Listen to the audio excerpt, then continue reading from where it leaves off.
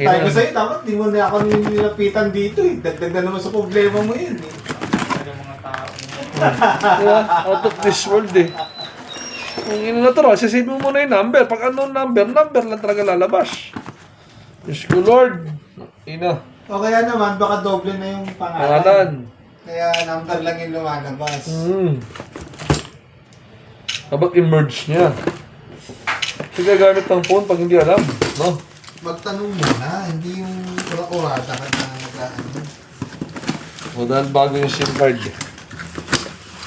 Ito. O yan, durug-durug yung mga SIM card. Oh. Baka naman kasi hindi pa registered yung SIM. Kasi SIM card na nilagay is bago. Hindi kaya. Ayan o, ginamit niya yung SIM card eh. Wala pa talagang lalabas ang pangalan niya kasi hindi mo kasi yung mga contacts. Ko po. Sakit sa ulo. Ang daming problema ng Pilipinas na magdag pa to. Wala na yung SIM card niya. Nakahanapin eh.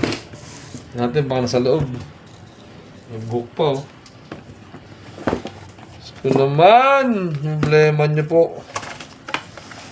Diyos ko Lord. Ito ba sa performance ng telepono yun? Hindi ko nga alam, Mabin. Tatanga-tangahan na lang ako. Tatanga-tangahan na lang ako dito. Nabububo din ako eh. Ha? Nabububo din ako sa kanila. Umuupo ka na rin. Ano yung problema ng Pilipinas?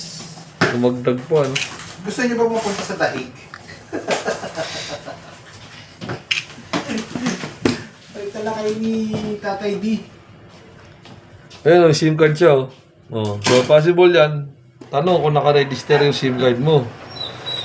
Hindi talaga lalabas siya pag hindi naka-register. Ay, naka! Diyos ko Lord. Tawagan natin yung number. Mababin, tawagan mga ito mamaya. Andali lang ah. Okay. Save mo muna yung number natin. Ito.